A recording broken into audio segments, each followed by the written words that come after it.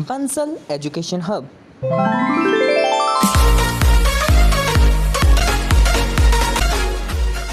Welcome back to Bansal education hub. So friends, अगर आपको याद होगा, हम लोगों ने लास्ट वीडियो में पढ़ा था कोऑपरेटिव ऑर्गेनाइजेशन के बारे में। वहाँ पर मैंने आपको उसकी डेफिनेशन बताई थी, साथ ही साथ कुछ मेन पॉइंट बताए थे इसके, जो नोटिव पॉइंट्स थे। एंड मैंने आपको उसके फीचर्स के बारे में भी पढ़ाया था। फीचर्स में मैंने आपको बताया था there were 5 types of features, 5 features थे इसके, 5। और इसमें था हमारा voluntary association, equal voting rights, service motive, separate legal entity and distribution of surplus। अगर आपको याद होगा तो मैंने आपको बताया था वॉलेंट्री एसोसिएशन क्या होता है। वॉलेंट्री एसोसिएशन में फ्रेंड्स वो आती है जहाँ पर हमारा जो मेंबरशिप है वो ओपन होता है सबके लिए, कोई भी रेस्ट्रिक्शन नहीं होती है एंट्री और एग्जिट पर, यानी कि जो आना चाहे आए, जो आना चाहे जाना चाहे जाए, ठीक है, कोई मतलब नहीं है। Than equal voting rights, of course मैंने आपको ये भी बताया था कि जो कोऑपरेटिव ऑर्गेनाइजेशंस होती हैं वो वन मैन वन वोट के प्रिंसिपल को फॉलो करती हैं। नेक्स्ट मैंने आपको बताया था सर्विस मोटिव में, बिकॉज कोऑपरेटिव ऑर्गेनाइजेशन की प्रायोरिटी क्या होती है, प्रायोरिटी होती है म्यूचुअल हेल्प, ठीक है। जब वो हेल्प कर रही है यानी कि उसका मोटिव क्या है, सर्विस, इसलिए सर्विस मोटिव। देन मैंने आपको बताया सेपरेट लीगल एंटिटी के अंदर मैंने आपको बताया था कि जितनी भी कोऑपरेटिव सोसाइटीज़ हैं या मैं बोलूँ कोऑपरेटिव ऑर्गेनाइजेशंस हैं, उनका रजिस्ट्रेशन होना कंपलसरी होता है।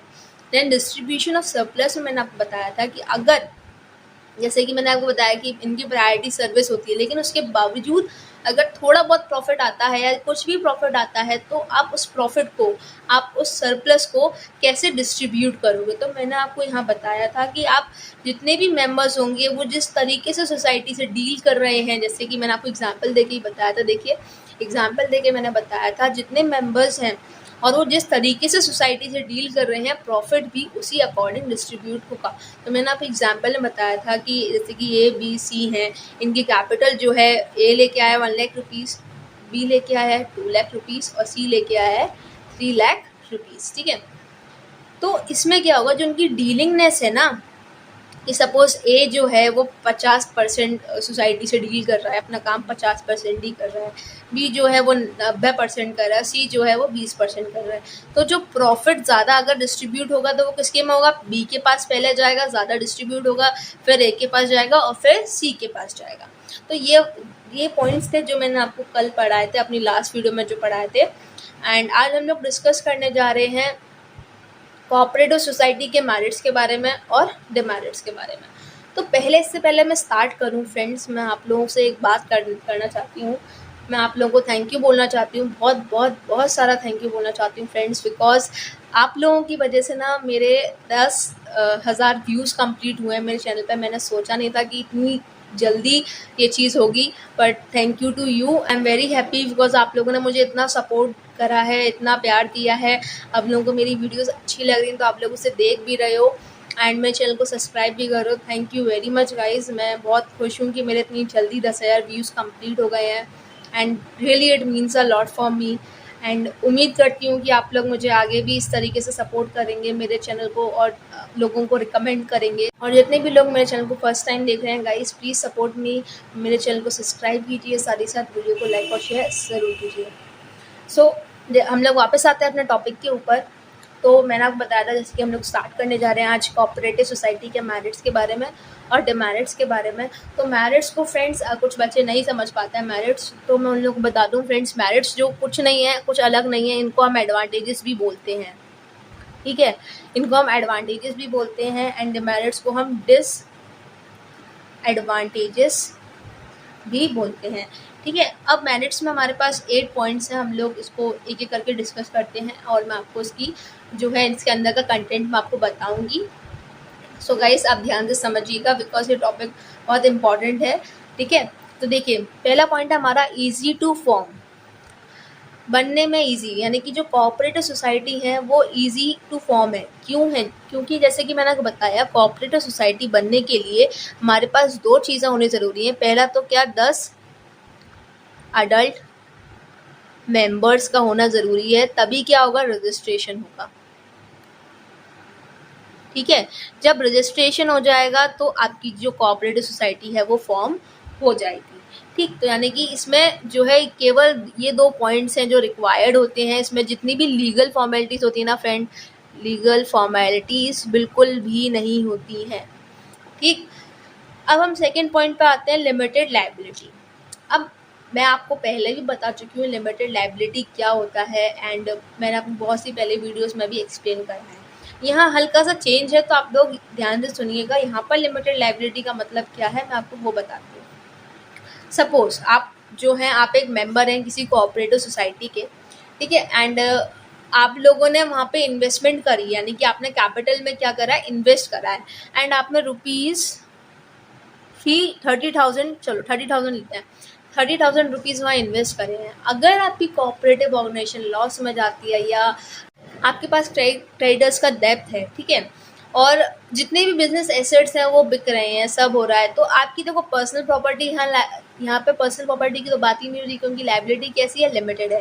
लेकिन यहाँ एक्सटेंट क्या है, थोड़ा टर्निंग पॉइंट क्या है इधर, कि आप केवल 30,000 रुपीज़ के लिए ही लायबल होगे। इसके अलावा आपकी कोई भी लायबिलिटी नहीं होगी। जितना आप इन्वेस्ट कर रहे हो उतने के लिए आप लायबल हो, एक्स्ट्रा नथिंग। ठीक है, आपसे वो एक पैसा भी एक्स्ट्रा नहीं लेगा क्रेडिटर। जितना अगर आपने 30,000 इन्वेस्ट करा है तो आपको केवल 30,000 ही पे करने पड़ेंगे। ठीक, पर्सनल प्रॉपर्टी की यहाँ कोई बात ही नहीं हो रही। पर्सनल प्रॉपर्टी की जब इन्वॉल्वमेंट आ जाता है फ्रेंड्स, तब लायबिलिटी क्या हो जाती है, अनलिमिटेड हो जाती है। ठीक है, देन हम लोग थर्ड पॉइंट के पास आते हैं, दैट इज़ हमारा कंटिन्यूटी। बहुत इजी पॉइंट है फ्रेंड्स, इससे इजी पॉइंट कुछ नहीं है। आप मतलब नाम से आप थोड़ा डर गए होंगे कंटिन्यूटी कैसे होगी, तो मैं बताती हूँ।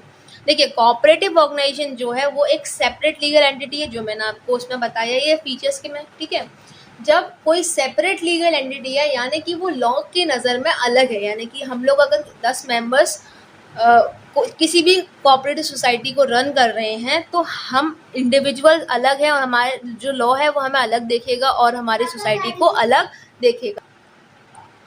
सो गाइस, कंटिन्यूटी क्या है, अगर कोई भी मेंबर इनकैपेबल हो जाता है, इंसॉल्वेंट हो जाता है, या मर जाता है, उसकी डेथ हो जाती है, तो उसकी किसी भी सिचुएशन से हमारी जो ऑर्गेनाइजेशन है उस पर कोई भी इफेक्ट नहीं आएगा, ये कंटिन्यू चलती रहेगी।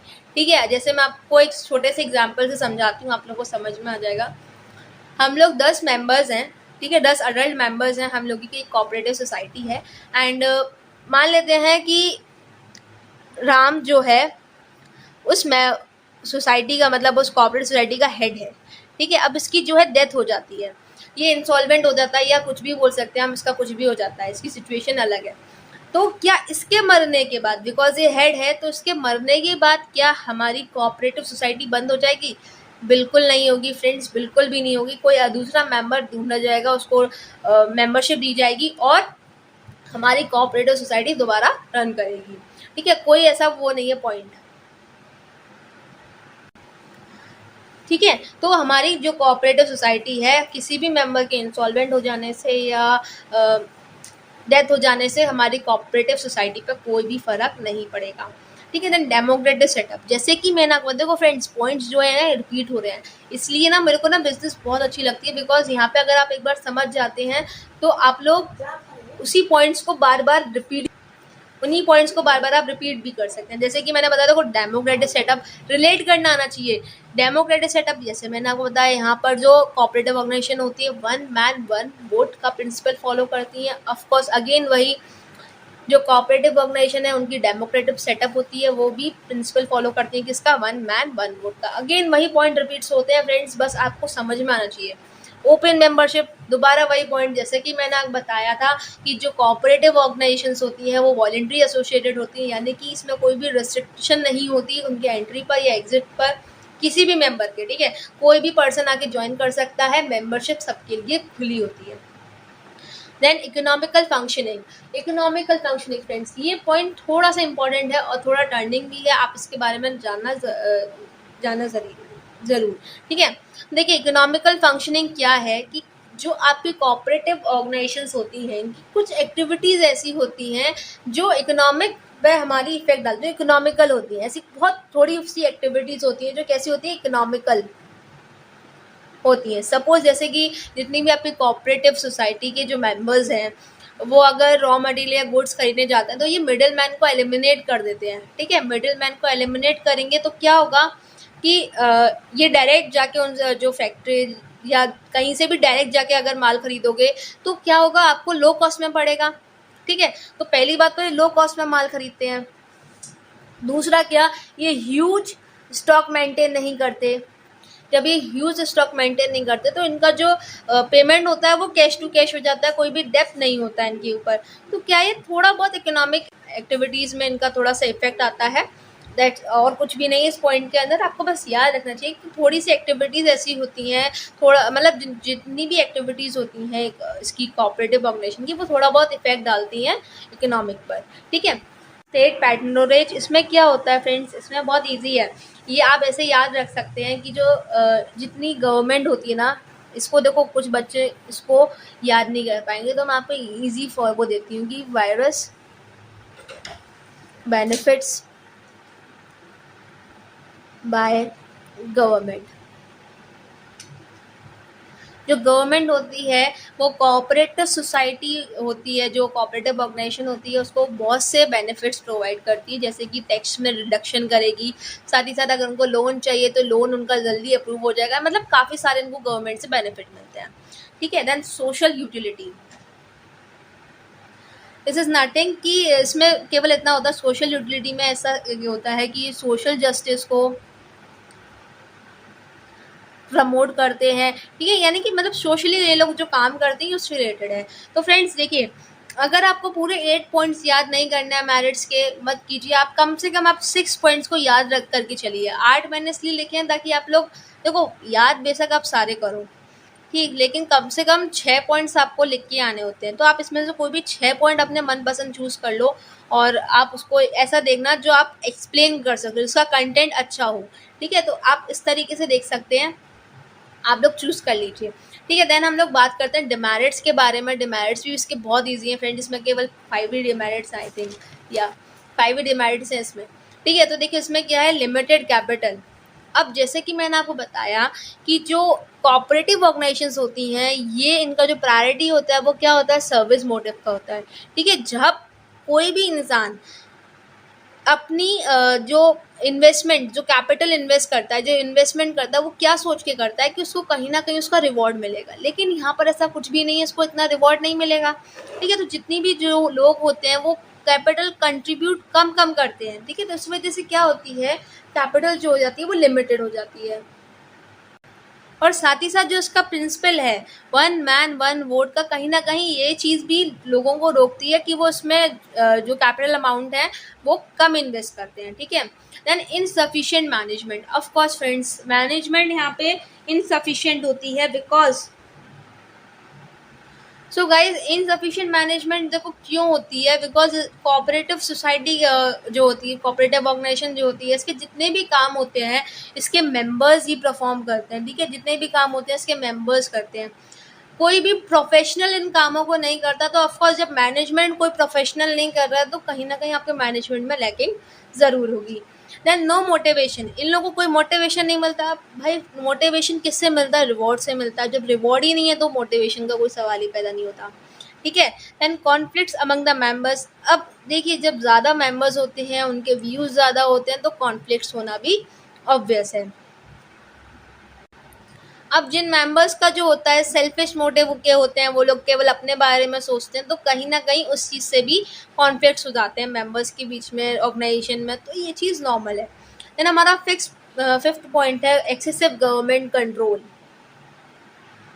अब भाई देखो, मैरिट्स में हमने पढ़ा था कि इन लोगों को गवर्नमेंट से अलग अलग बेनिफिट्स भी मिलते हैं। अब गवर्नमेंट कोई ऐसी तो है नहीं कि अगर वो केवल बेनिफिट्स देगी, बेनिफिट्स दे रही है तो कहीं ना कहीं वो कुछ ना कुछ लेगी भी, ठीक है। तो बिल्कुल वैसा ही, जब ये कोऑपरेटिव ऑर्गेनाइजेशन के जो मेंबर्स होते हैं, जो कोऑपरेटिव ऑर्गेनाइजेशंस होती हैं, इनको वायरस बेनिफिट्स मिलते हैं गवर्नमेंट से, तो गवर्नमेंट अपना कंट्रोल तो बनाएगी। गवर्नमेंट क्या करेगी, जो इनके अकाउंट्स वगैरह होते हैं, जो ऑडिट्स होते हैं, मतलब अकाउंट्स जो हैं,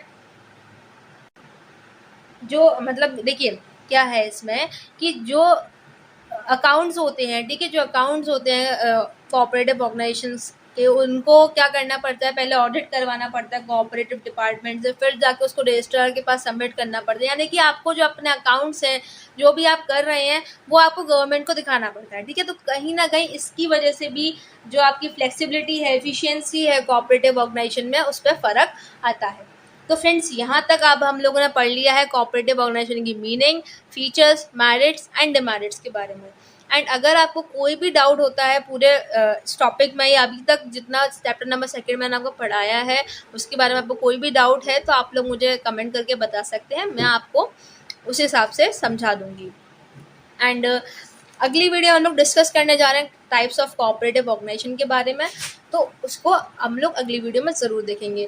thank you very much guys, and आप लोग इसी तरीके से मुझे सपोर्ट करते रहिए, एंड मेरे चैनल को सब्सक्राइब कीजिए, साथ ही साथ मेरी वीडियो को लाइक और शेयर ज़रूर कीजिएगा। Thank you very much guys.